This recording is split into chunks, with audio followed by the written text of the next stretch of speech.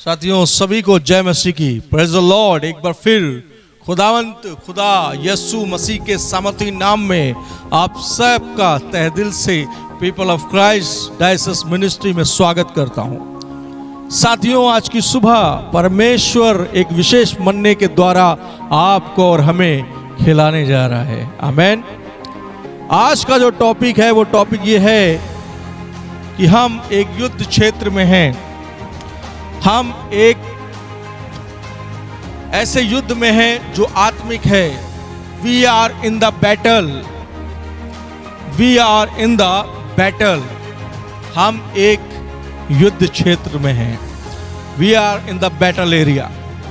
और ये वचन जो बैटल के विषय में, युद्ध के विषय में, इफिसियों की किताब 5 अध्याय 10 पद में प्रभु के दास पौलुस इस तरह कहते हैं कि इसलिए प्रभु में और उसकी शक्ति के प्रभाव में बलवंत बनो। ये बात कोई और नहीं, संत पौलुस कह रहे हैं कि प्रभु और उसकी शक्ति के प्रभाव में बलवंत बनो। आगे संत पौलुस कहते हैं कि परमेश्वर के सारे हथियार, 1 2 नहीं, 3 नहीं, 4 नहीं, 5 नहीं, बल्कि वचन कहता है सारे हथियार बांध लो, अपने पास ले लो, क्योंकि इनकी आवश्यकता हर एक उस मसीह को है जो यीशु मसीह का चेला है, जो प्रभु यीशु मसीह के पीछे चल रहा है, जो प्रभु यीशु मसीह के सामर्थी नाम का अनुसरण प्रतिदिन अपने जीवन में करता है। उसे परमेश्वर के हथियारों की जरूरत है, ना कि सांसारिक। हालेलुया। क्योंकि सांसारिक शत्रु से ज्यादा खतरनाक शत्रु कोई है तो वो है आत्मिक शत्रु, जो हमारे आत्मिक जीवन को बर्बाद कर रहा है। वहीं दूसरी तरफ कलाम कहता है कि अपने सारे हथियारों को बांध लो ताकि तुम शैतान की युक्तियों के सामने खड़े रह सको। आज बहुत सारे लोग शैतान की युक्तियों के सामने नहीं खड़े हो पा रहे हैं। क्यों?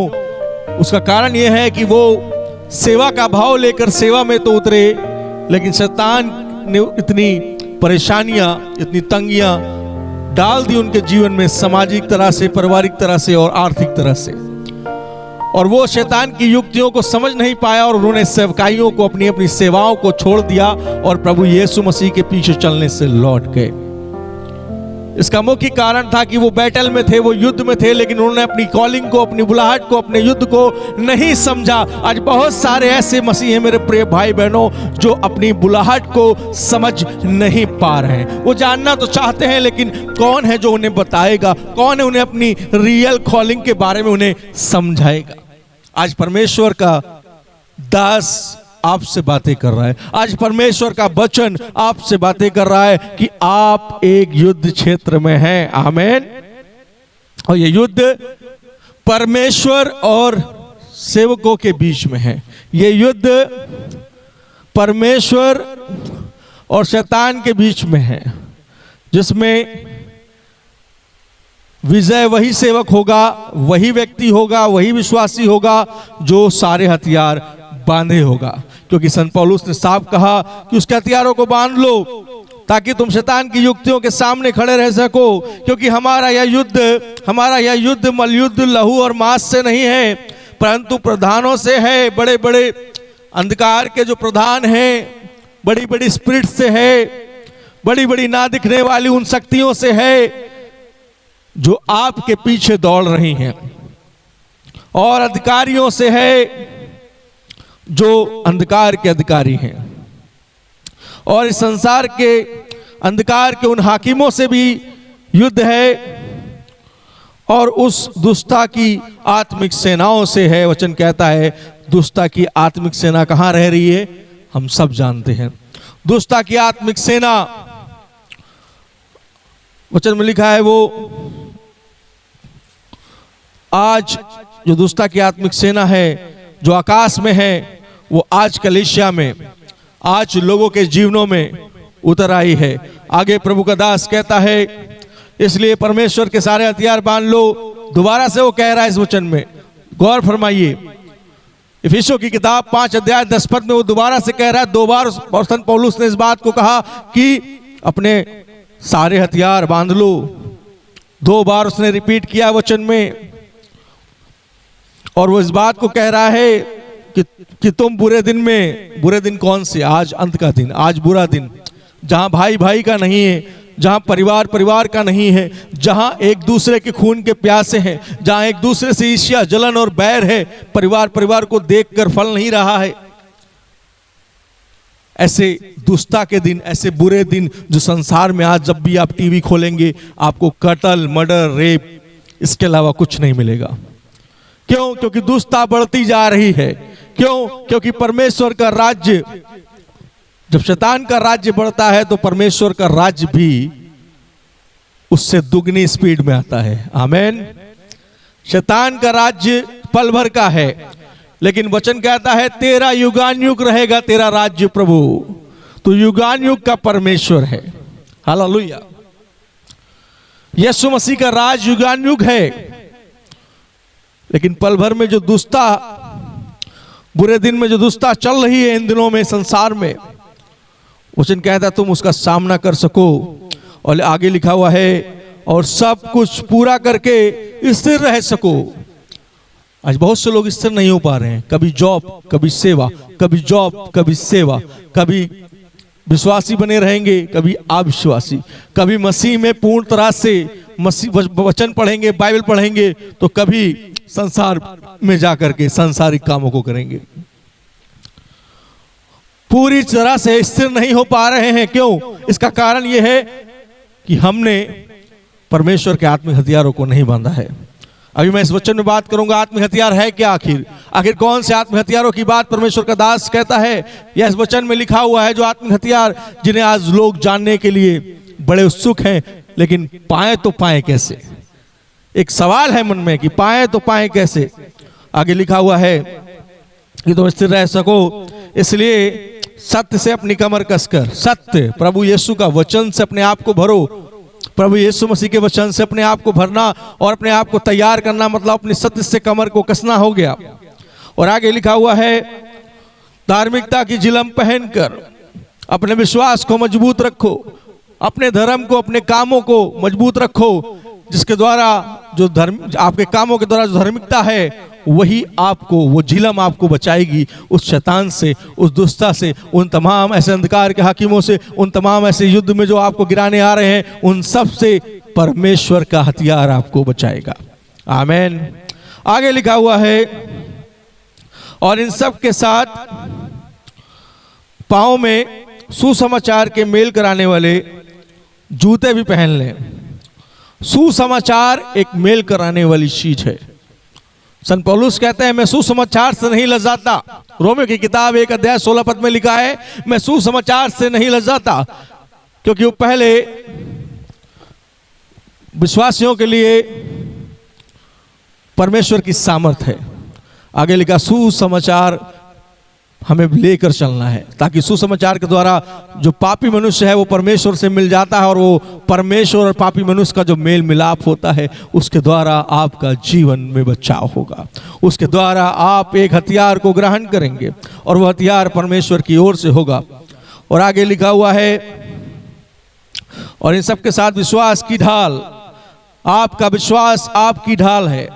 हर विपत्ति, महामारी, परेशानियों में आपका विश्वास आपको बचाएगा। मैंने जब ये वचन पढ़ा, विश्वास मानिए बहुत सारे लोग कोरोना में अपने जीवन को खो दिए, लेकिन जब विश्वास की ढाल के बारे में मैंने पढ़ा कि आपका विश्वास आपकी ढाल है, मैंने बहुत सारे लोगों को प्रार्थना के द्वारा चंगा होते हुए देखा। मैंने खुद भी प्रार्थना किया, एक पादरी की पत्नी के लिए वो चंगी हुई। एक पादरी साहब क्वारंटाइन थे, उनके लिए दुआ किया, वो ठीक हुए। एक मेरा दोस्त क्वारंटाइन था, उसके लिए प्रार्थना किया, वो ठीक हुआ। आज बहुत सारे लोग ऐसे हैं जो मसीह में तो हैं लेकिन अपने विश्वास को नहीं समझ पा रहे हैं। अपने विश्वास में जड़ कैसे पकड़े इस बात को नहीं समझ पा रहे हैं।